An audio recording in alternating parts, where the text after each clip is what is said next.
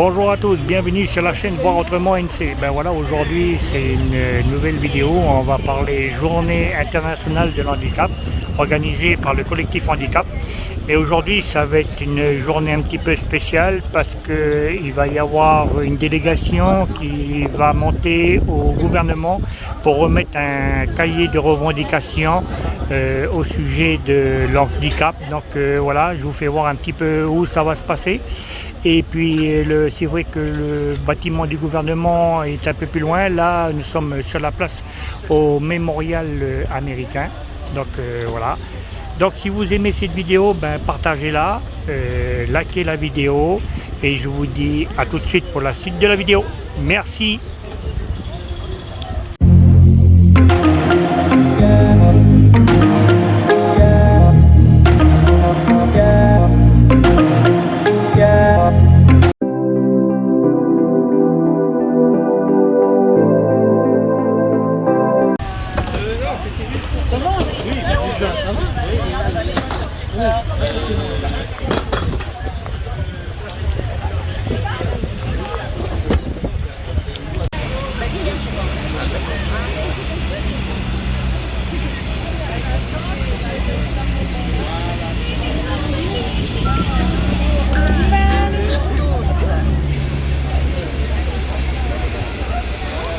Du collectif, c'est pas pour protester et se mettre en colère.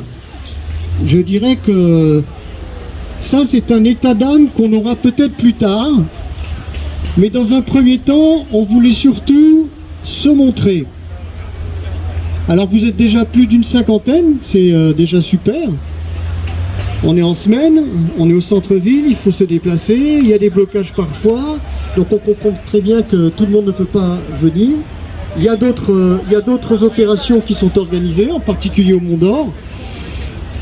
Mais vous êtes quand même là, et le but c'est de faire un petit peu entendre notre voix, sans vouloir trop polémiquer. Voilà, on m'accompagne.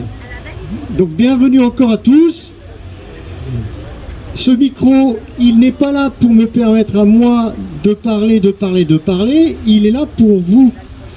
Donc je vous invite à venir l'utiliser et à exprimer aussi vos témoignages, vos idées, en faisant attention de ne pas être trop agressif ou de ne pas citer des noms d'oiseaux, puisque encore une fois, je vous dis, nous devons être sereins et la zen attitude prime aujourd'hui.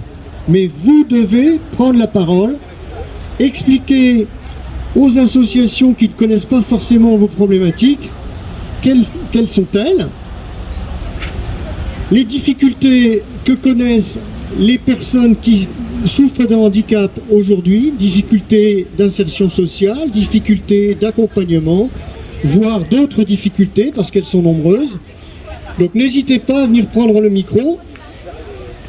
Il est à peu près 10h15, dans 3 quarts d'heure, nous allons constituer 2 petites délégations et nous allons aller porter aux institutions qui sont à côté un cahier de doléances. Ce cahier de doléances, il a été rédigé à partir des conclusions qui ont été faites lors de la préparation du schéma directeur du handicap et de la dépendance en 2016, mais aussi à partir de certaines informations qui nous ont été transmises par vous, par vos associations, lors des réunions que nous avons organisées depuis 1 mois et demi maintenant. Ce cahier de doléances est synthétique, il y a quelques pages, il résume des choses que les institutions connaissent déjà, donc il ne s'agit pas d'entrer forcément dans les détails, mais nous tenions à leur remettre avec un peu de solennité ces documents, donc l'un à la présidence de la province sud, au président de la province nord, puisque la manifestation elle se déroule en simultané aussi à Koné, une autre au président des îles Loyauté. Alors là il n'y a pas de mobilisation aux îles Loyauté pour des raisons logistiques, mais une association La Palle se charge de remettre ce document à la présidence. Ça ne suffit pas puisque les provinces n'ont pas forcément les compétences en matière de handicap, vous le savez. Et d'ailleurs, en ce moment, elles ont tendance plutôt à restreindre encore leur implication dans le domaine, au prétexte que c'est le rôle de celui qui a les compétences, à savoir le gouvernement de la Nouvelle-Calédonie. Nous donnerons aussi un exemplaire de ce cahier de doléances au président du gouvernement, qui nous recevra par l'intermédiaire de Isabelle Chamorro tout à l'heure, à 11 h. Et on souhaite aussi, bien entendu, impliquer le Congrès, qui est notre législateur. C'est bien le Congrès qui va voter les lois qui seront appliquées ensuite par le gouvernement, en tout cas mises en musique par le gouvernement au travers de textes plus réglementaires. Donc le Congrès, par chance, est en travaux. Ils sont donc installés dans une partie de l'hôtel de la Province Sud. Ça tombe bien, tout est regroupé, c'est ergonomique, on va pouvoir leur remettre tout ça. Reste à savoir si on sera reçu par un élu du Congrès. Ça, on n'en sait rien. On a eu une réponse du gouvernement, on n'a pas eu de réponse du Congrès, on n'a pas eu de réponse de la Province Sud. Donc on espère de toute façon pouvoir rencontrer quelqu'un qui a un petit peu la maîtrise des rênes, hein, mais rien n'est moins certain. Vous l'avez compris, le slogan qu'on vous a proposé collégialement, c'est celui de « Nous aussi on compte ». On considère que c'est un bon slogan. Parce que c'est vrai que on ne peut pas dire que rien n'est fait en matière de handicap en Calédonie. Ce serait de mauvaise foi que de le dire. Néanmoins, on a quand même toujours et encore le sentiment qu'on nous accorde des miettes, ou en tout cas des petites mesurettes ponctuelles au fur et à mesure de la conjoncture, qui ne répondent pas à notre attente à tous. Alors je ne sais pas, je me fais peut-être le porte-parole, mais dans le domaine du handicap, entre la détection de ce handicap et la fin de vie, on se rend compte qu'il n'y a pas de continuité réelle, que tout est tributaire du combat que mènent les proches, les familles, les associations, et que si ce combat s'arrête, eh bien tout s'arrête. Une autre problématique, c'est la complexité du dispositif actuel. Vous voyez bien que quand on a une difficulté dans la vie, pour trouver le bon interlocuteur, c'est la croix et la bannière, hein. C'est un véritable parcours du combattant. À cela, on peut ajouter le millefeuille administratif de notre pays, qui fait qu'en fonction des compétences accomplies ou non accomplies, eh bien on a de multiples personnes ou services qui sont susceptibles, soi-disant, de traiter nos problèmes. On ne sait jamais à qui on a affaire réellement. Et tout ce temps perdu, cette énergie consommée, est très usante pour les accompagnants, pour les personnes handicapées elles-mêmes. Et c'est un petit peu aussi la raison de notre mobilisation. Vous savez qu'en 2016, le gouvernement avait engagé une réflexion, il faut le reconnaître, participative. Tout le monde avait la possibilité de s'exprimer. C'est ce qui a été fait. Pendant une année, nous avons fabriqué ce projet de schéma directeur du handicap et de la dépendance. Isabelle Chamorro, qui était aux affaires à l'époque, nous avait promis que ce schéma allait être proposé par le gouvernement au Congrès. Il n'en a rien été. Isabelle Chamorro du gouvernement est à nouveau aux affaires aujourd'hui. Elle nous avait promis qu'en début d'année 2020, ce schéma directeur serait à nouveau proposé après vote du gouvernement au Congrès. Il n'en a rien été. Alors là, on peut dire que le Covid ou la Covid y est pour quelque chose, je veux bien le croire, enfin j'en doute. Et nous sommes dans la fin de l'année 2020 et nous n'avons toujours pas ce schéma directeur du handicap et de la dépendance. Un schéma capital, hein, parce qu'un schéma directeur, ça veut dire qu'on regarde loin dans l'avenir et on va construire ou mettre en place une stratégie pour apporter des réponses, pas des réponses immédiates forcément, mais des réponses cohérentes, des réponses qui sont constructives. Et l'absence de vote de ce schéma signifie que nos institutions choisissent la stratégie du jour au lendemain, la stratégie du de l'actualité, du quotidien, à savoir, comme je vous disais tout à l'heure, répondre à des demandes ponctuelles, partielles, mais sans notion de structuration de l'ensemble des dispositifs. Et ça, c'est déplorable. C'est déplorable, d'autant que nous sommes quand même en Océanie, dans un bassin où la culture anglo-saxonne côtoie la culture occidentale plus européenne, enfin plus européenne, plus latine, et que nous souffrons d'une grande différence de posture entre ces deux systèmes. Les anglo-saxons considèrent le handicap comme une part absolument entière et équitable entre les différents acteurs de la société. Hein? Oui, je disais, entre les anglo-saxons et nous, il y a une grande différence de posture. Les anglo-saxons considèrent le handicap comme quelque chose de pas prééminent, mais en tout cas totalement équivalent en termes d'importance par rapport aux autres problématiques de la société.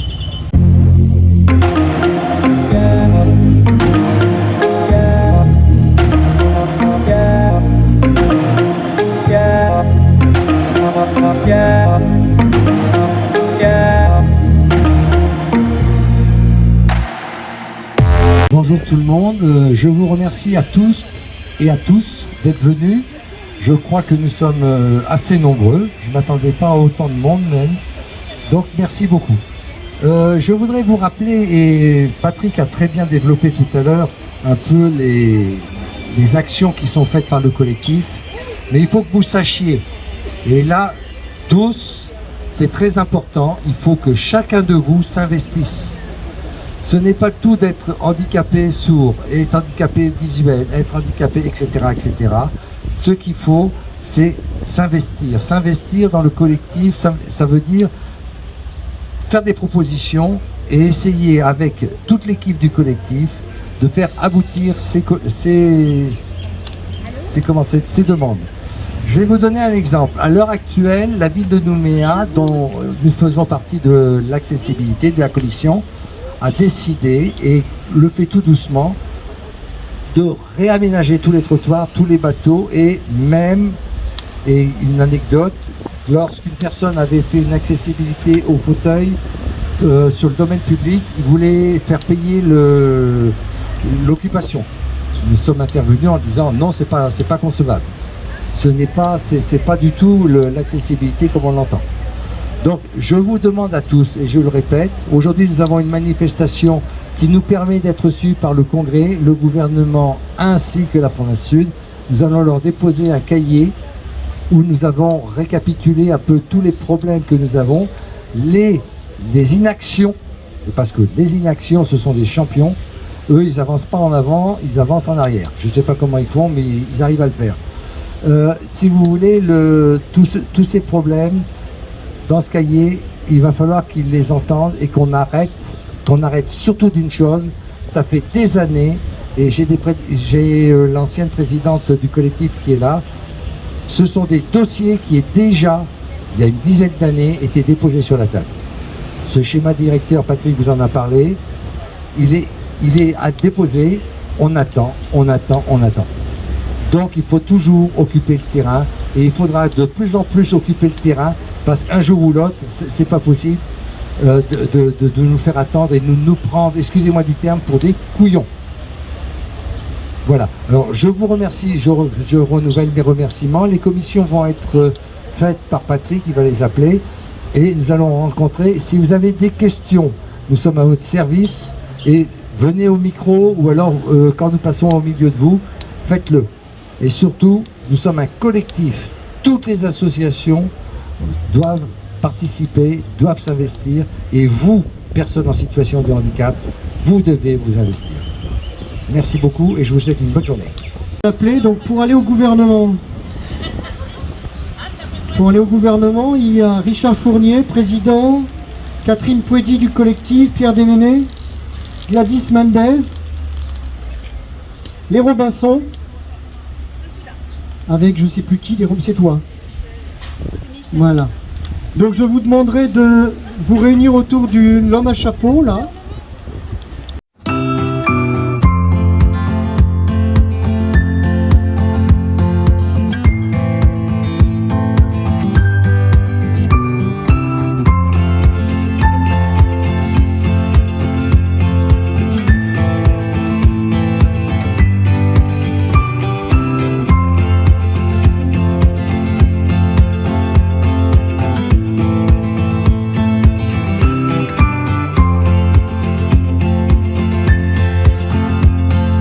En urgence du schéma directeur du handicap et de la dépendance par le Congrès.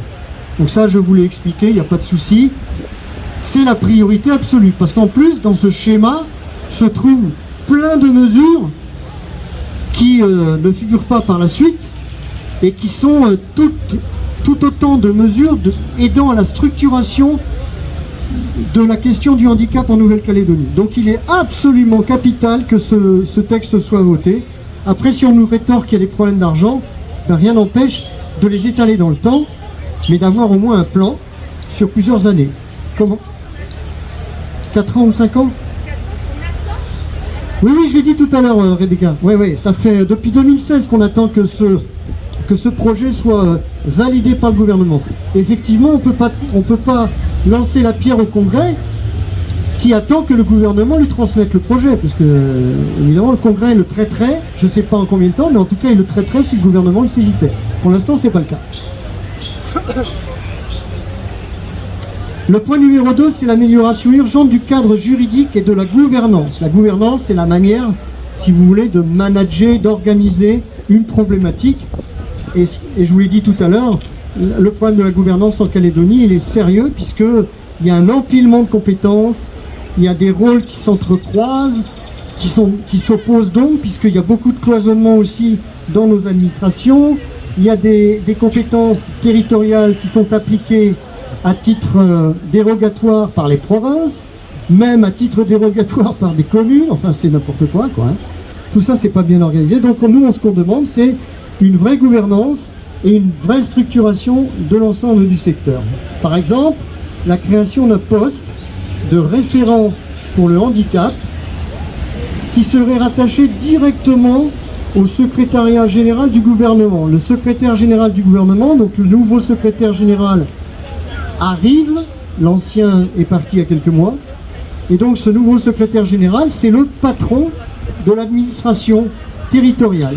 C'est lui qui donne les ordres qui ont été émis par l'exécutif. Il donne les ordres aux directeurs des différentes directions, que sont la DAS, que sont la direction du travail, etc. Donc nous, ce qu'on veut, c'est un référent handicap, non pas rattaché à la DAS, la direction des affaires sanitaires et sociales, mais directement rattaché auprès du chef, le patron des fonctionnaires, de manière à ce que la parole, elle soit directement transmise au secrétaire général, et non pas, comme ça se produit parfois, filtrée, voire censurée par les échelons intermédiaires. Vous savez comment ça se passe, hein. Le sous-chef, s'il ne veut pas transmettre au chef quelque chose, le chef ne le saura pas. Donc c'est pas la faute forcément du chef, c'est plutôt la faute des sous-chefs. Donc nous, on demande absolument la création de ce poste de référent handicap. L'objectif, c'est de sortir la politique du handicap et de la dépendance du seul champ de la santé et du médico-social, c'est REDAS en l'occurrence, et de répondre aussi à l'aspect transversal de son action. Le handicap n'est pas qu'une affaire de santé. Le handicap est une affaire de travail, c'est une affaire de, comme je vous disais tout à l'heure, de sécurité dans les espaces publics. On va y aller, mais oui, on a jusqu'à 13h, on peut les faire attendre, ils me font attendre depuis 10 ans.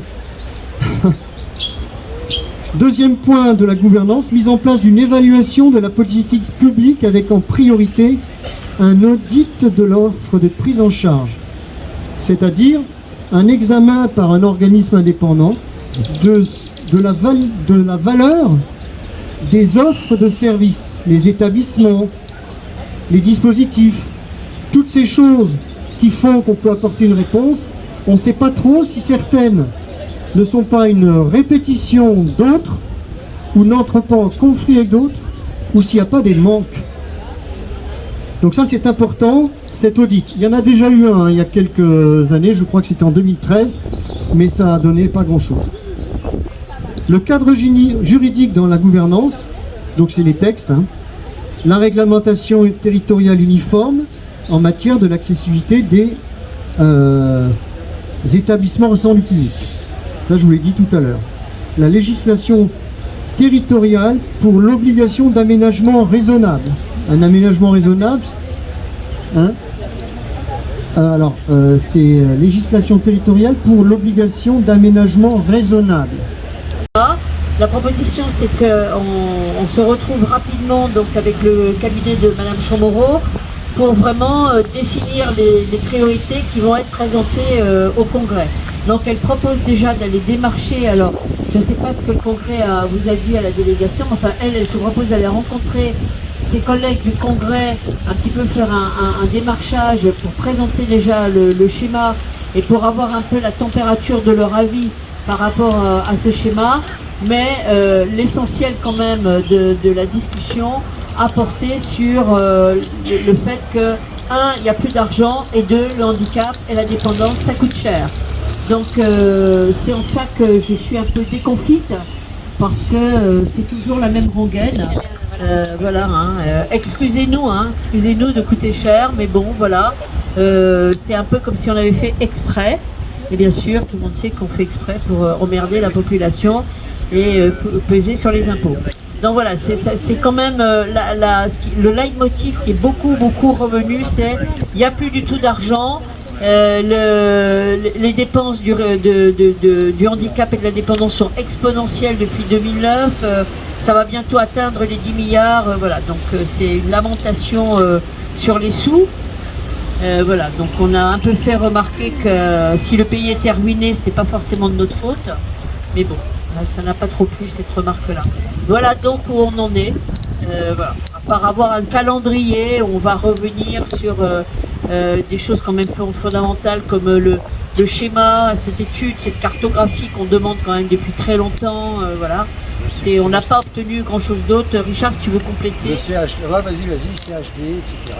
Voilà, donc on a aussi rappelé que le CHD, nous on y tenait beaucoup, hein, que pour nous c'était douloureux d'avoir dû faire le deuil d'un CHD qui avait au départ des missions stratégiques et dans lequel nous avions une voix délibérative, ce qui est peut-être la seule instance en Nouvelle-Calédonie où des associations avaient le droit de vote sur une politique publique. Ça n'a jamais fonctionné vraiment. Et là, il est carrément vidé complètement de tout, quoi. Hein. Le CHD, voilà, il reste un poste et demi. Il se réunit que pour revalider des choses qui ont déjà été décidées dans les commissions. Et il n'a de loin pas aucune mission de stratégique, ni de pilotage, ni rien de tout ça. Donc voilà, on a juste rappelé que c'était douloureux d'avoir constaté que cet outil, qui était un outil démocratique, n'avait jamais vraiment fonctionné. C'est pas de bon augure pour l'avenir de la Calédonie, mais rien n'est de bon augure pour l'avenir de la Calédonie. Merci beaucoup Catherine, et je crois que c'est assez difficile d'entendre ce qu'on vient d'entendre, mais j'ai pas l'impression qu'on avance d'un iota. On va réétudier, on va voir, nous allons nous concerter, et ça continue. Depuis 2009, on attend des réponses, et puis 2009, il n'y a toujours pas de réponse. Donc je pense que tout le monde, tous ceux qui sont présents encore là maintenant, restons mobilisés. C'est très important. Il faut que le collectif soit, je ne demande pas être agressif, qu'on soit toujours présent, parce que peut-être qu'on arrivera un jour ou l'autre à faire avancer les choses. Maintenant, la situation financière du territoire, on nous a parlé de la situation financière du territoire qui est lamentable entre les provinces, les communes, le territoire. On nous a même parlé du RUAM. Tout est de notre faute. Voilà.